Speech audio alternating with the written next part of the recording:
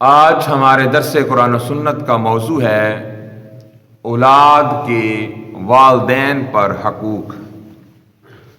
آپ نے ہمیشہ والدین کے حقوق سنے ہیں، آج اولاد کے جو والدین پر حقوق بنتے ہیں ان کا تذکرہ ہوگا، کیونکہ حضور علیہ الصلوۃ والسلام نے اولاد کے حقوق ادا کرنے کا بھی بڑا درس دیا ہے۔ بلکہ ایک دفعہ تو حضرت عمر فاروق رضی اللہ تعالی عنہ کے پاس ایک شخص آیا، وہ اپنے بیٹے کو ساتھ لے کر آیا اور اس نے اپنے بیٹے کی شکایت کی اور کہنے لگا کہ بیٹا میری بات نہیں سنتا، میرے حقوق نہیں پورے کرتا۔ تو بیٹا حضرت عمر فاروق رضی اللہ تعالیٰ عنہ کی بارگاہ میں عرض گزار ہوا کہ حضور ساڈے اولاد دے بھی کوئی والدین تے حقوق ہے نے؟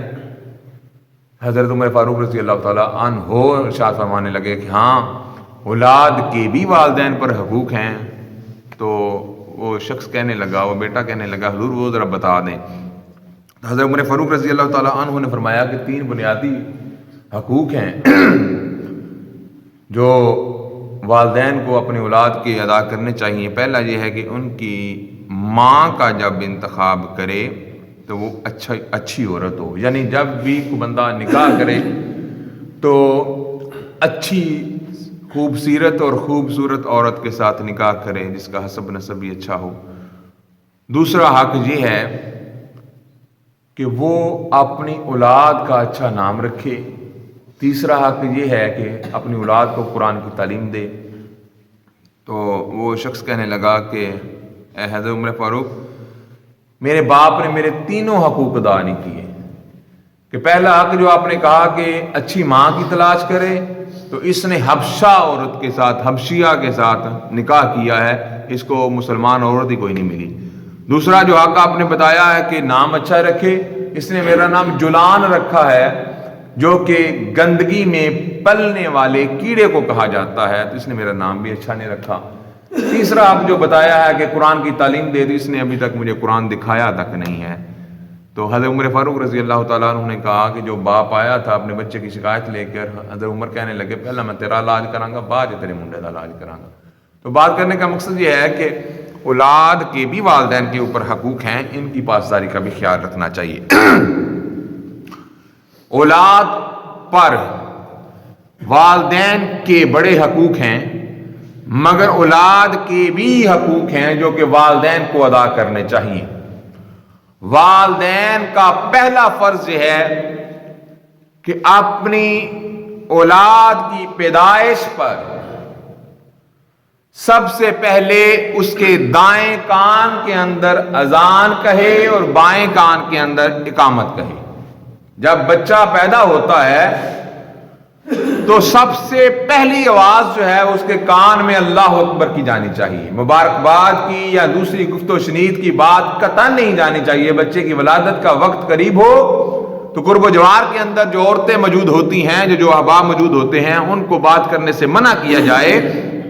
سب سے پہلے باوضو ہو کر کوئی شخص، باپ ہے یا کوئی بھائی ہے یا کوئی اور ہستی ہے، تو وہ بیت اللہ کی طرف رخ کر کے بچے کو ہاتھ میں اٹھا کر بچے کے دائیں کان میں اذان کہے اور بائیں کان میں اقامت کہے۔ یہ جو ہم اذان اور اقامت کہتے ہیں، پہلا حق یہ ہے کہ بچے کے کان میں اذان کہی جائے۔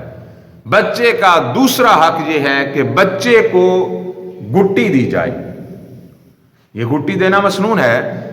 گٹی کیا ہے کہ شہد یا کھجور کو باریک کر کے بچے کے تالو پر مسل دیا جاتا ہے، مل دیا جاتا ہے، پھر اس کو پورے منہ کے اندر پھیلا دیا جاتا ہے، تو یہ گٹی دینا کہلاتا ہے۔ اور گٹی جو ہے کسی نیک شخص کو، اچھے کردار کے مالک شخص کو دینی چاہیے کہ گٹی کی تاثیر ہوتی ہے۔ آج ہمارے پنجابی ماحول میں کہتے ہیں جی فلاں گٹی کی دی ہے جی، کسی کی عادت کو بری ہو یا اچھی ہو، اکثر موقع پر بری عادت پر ہی کہا جاتا ہے، اچھی بات اچھائی کی طرف تو ہم جاتے ہیں۔ تو گٹی دینا بھی جو ہے یہ بھی مسنون ہے۔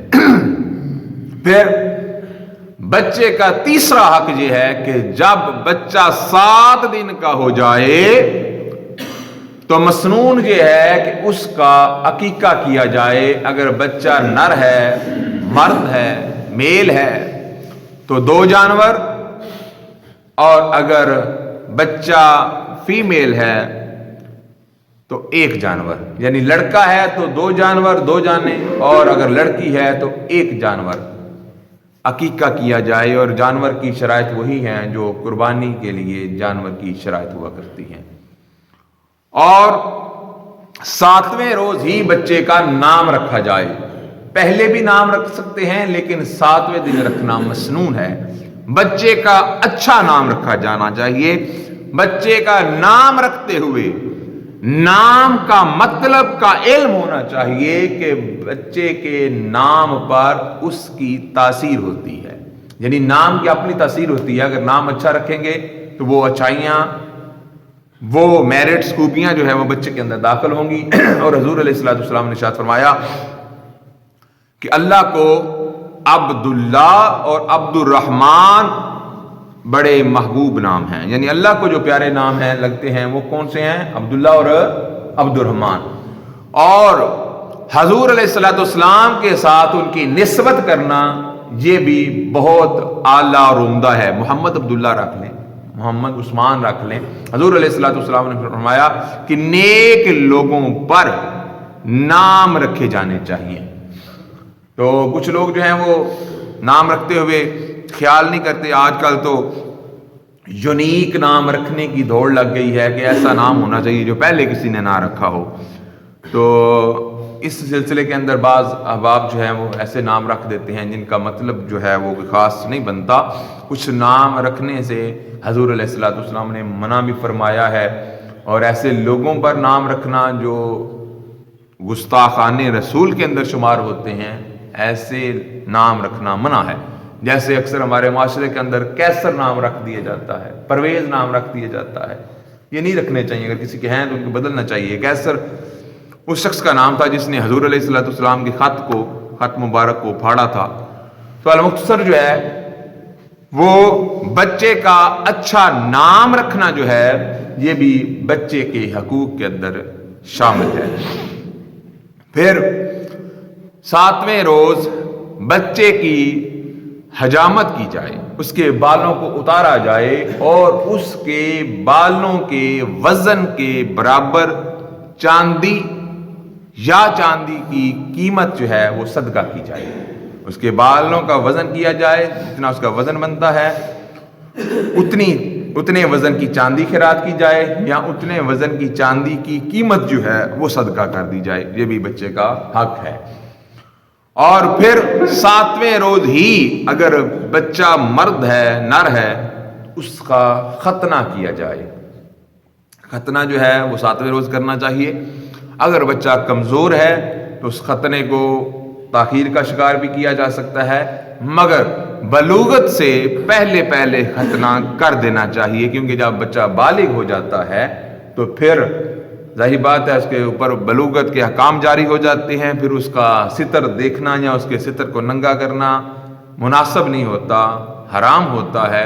پھر ایک سنت کو ادا کرنے کے لیے حرام کا بندہ مرتکب ہوتا ہے. اس لیے آپ اس کی بلوغت سے پہلے اس کا ختنہ کروائیں.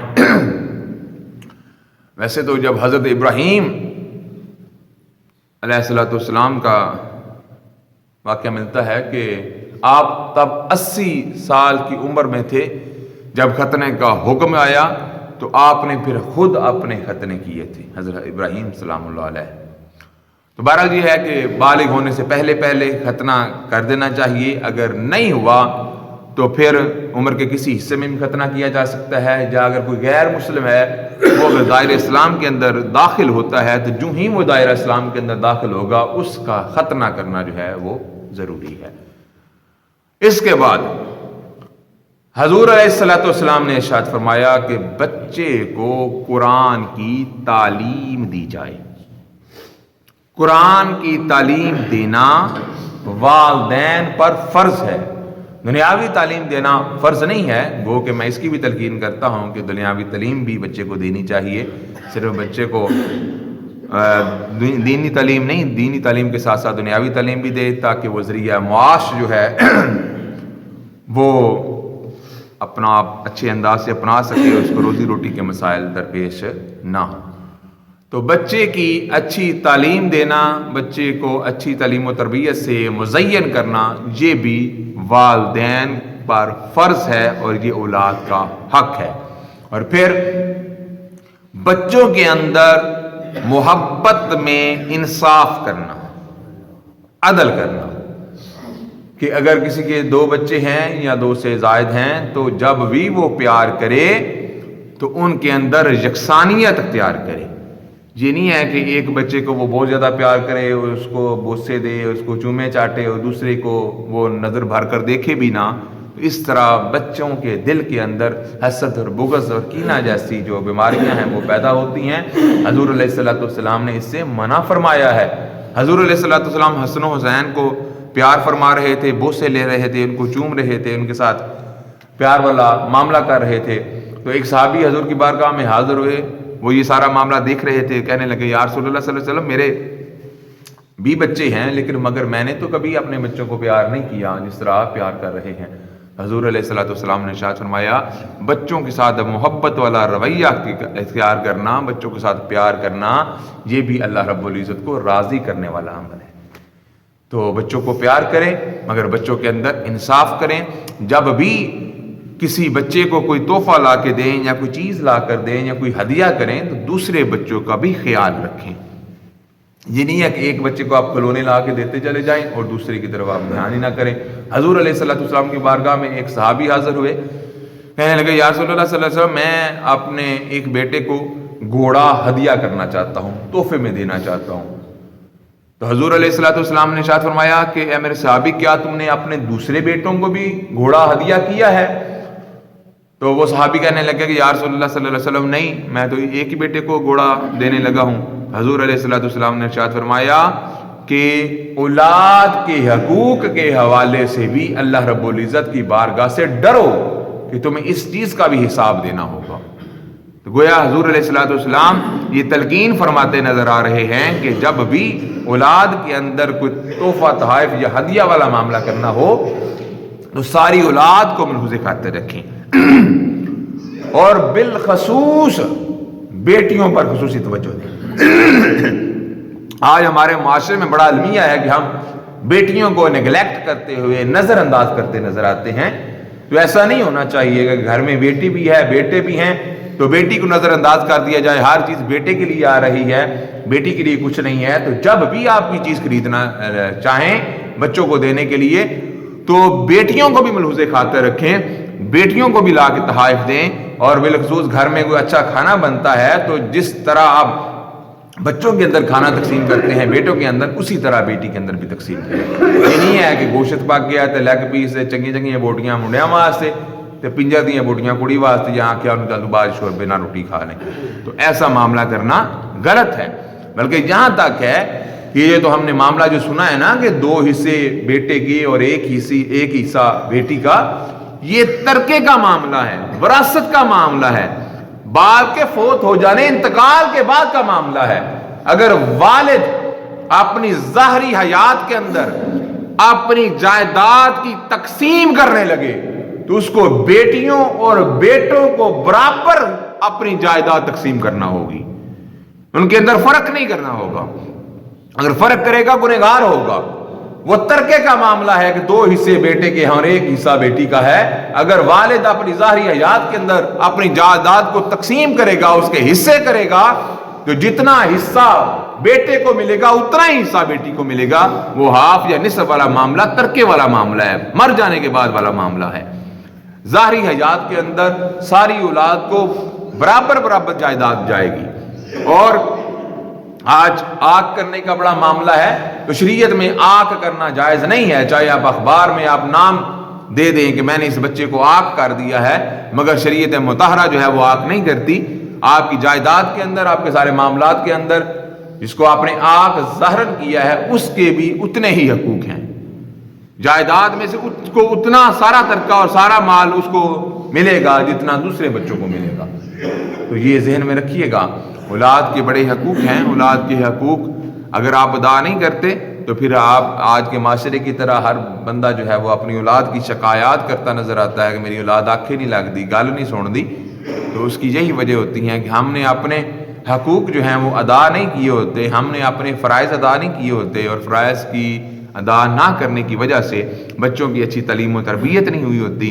بچوں کو جب ہم نے دین سکھایا نہیں ہوتا، ان کو قرآن سکھایا نہیں ہوتا، کسی عالم دین کے پاس بھیجا نہیں ہوتا، جب اسلام کی نہج کے مطابق اس کی تربیت نہیں ہوتی، تو اس کو کس نے بتایا ہوگا کہ والدین کے بڑے حقوق ہیں، والدین کے سامنے اف نہ کرو، والدین کی عزت کرو، والدین کی تکریم کرو، والدین کی خدمت کرو، والدین کی سیوا کرو. یہ تو کوئی عالم ہی بتا سکتا ہے نا کہ والدین کے قدموں تلے تیری جنت ہے، والدین کو تو خوش کرے گا تجھے حج اور عمرے کا ثواب ملے گا، والدین کو تو پیار کی نگاہ سے دیکھے گا، جتنی دفعہ دیکھے گا رب حج کا ثواب عطا فرمائے گا. والدین کی عزت کرنے سے تیرے رزق کے اندر، علم کے اندر، عمل کے اندر، گھر بار کے اندر، اولاد کے اندر رب خیر و برکت نازل فرمائے گا. تو والدین پر فرض ہے کہ اپنی اولاد کو اچھی تعلیم و تربیت دے. پھر اولاد کا ایک اور حق ہے والدین پر، جو کہ یہ ہے کہ جب وہ بالغ ہو جائیں تو ان کے نکاح کے اندر جلدی کرے اور اچھی سلجھی ہوئی خوبصورت لڑکی اور خاندان کا انتخاب کرے، یعنی اچھی فیملی کے اندر اس کا نکاح کرے. یہ بھی اولاد کا اپنے والدین پر حق ہے.